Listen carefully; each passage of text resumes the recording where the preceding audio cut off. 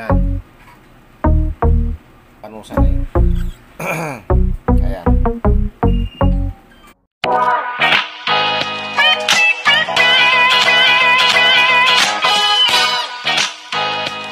Salamat po tayo Mento and like and share po.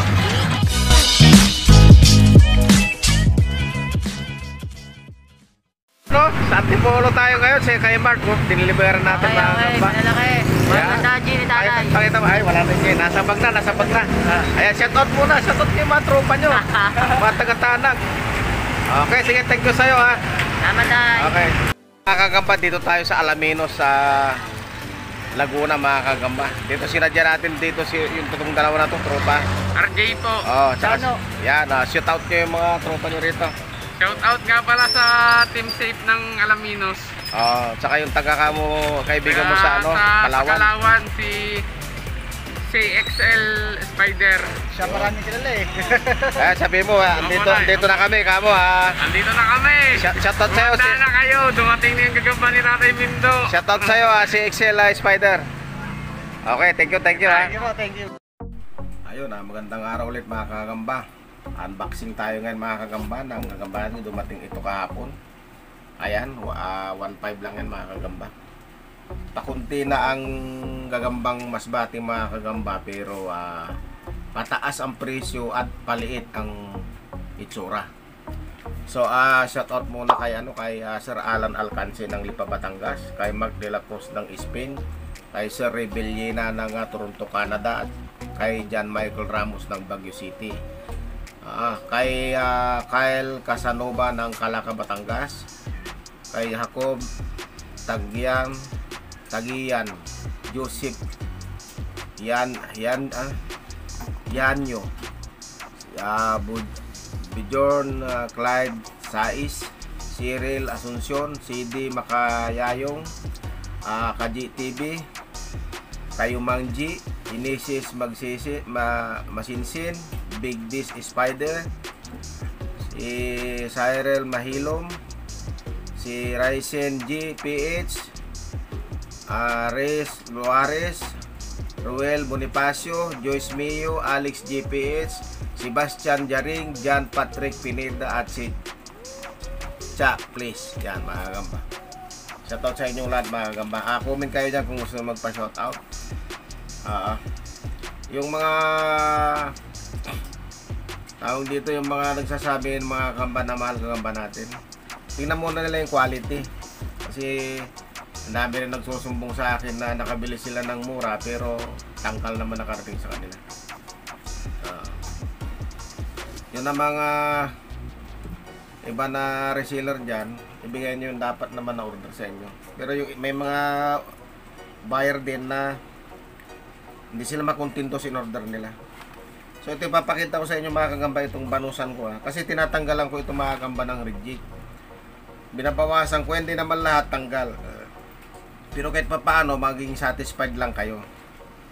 Malayo man ang presyo ko doon sa mga binibinta nila, pero nakukuha nila ng mura. Ang problema, mamroblema sila paano nila di-dispatch sa yung tangkal nila kasi maraming maliliit, hindi naman na mabibinta nila yun. Ito mga kagamba yung ating banusa na yun. Ayan. Ayan. Kita nyo?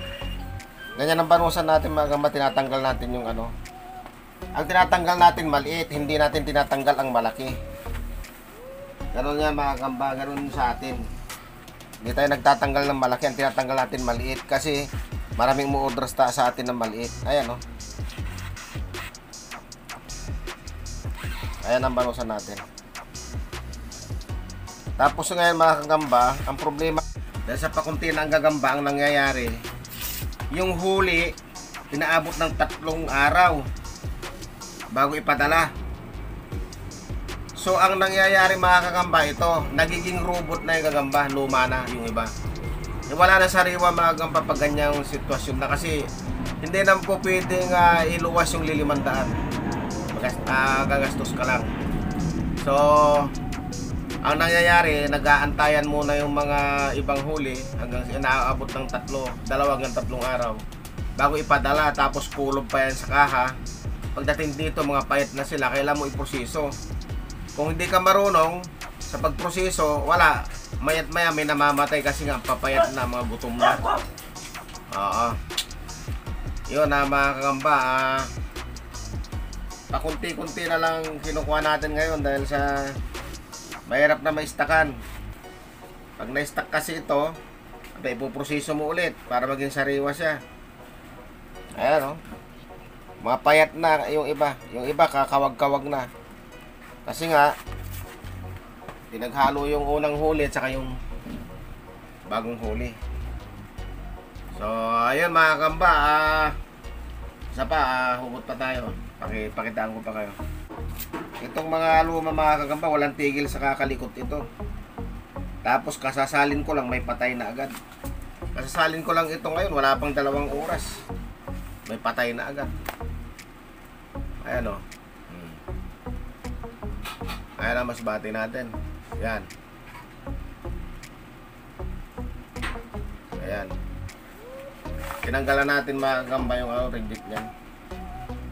Tapos pagdating doon sa deliver, minsan nire-retouch pa natin kasi minsan mayroon parang hindi natanggal. Pero hindi naman ganun kadamihan. Ayan.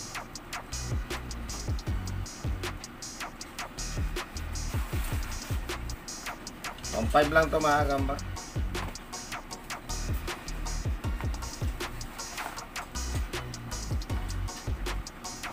Ayan o.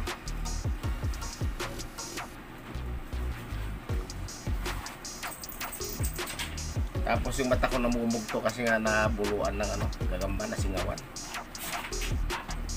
Makati sa mata mga gagamba. Pagka subukas mo nasingawan yung mata mo. Ayan. Yung lagayan ko mga kagamba, malalaking butas kasi ayaw ko na malilit na butas. Malaki tignan sa video pero pagdating sa actual maliit. Kaya nadadaya yung iba. Kasi magic box yun kung tawagin eh. Ito lagayan ko talaga normal tong ano tsura nito, yun na yun. Walang daya. Naku. Bawasan pa ng isa po.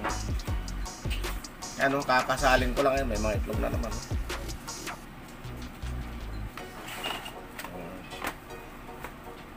Ayan. Nagamba. Yung tangkal na kuha ko, 3.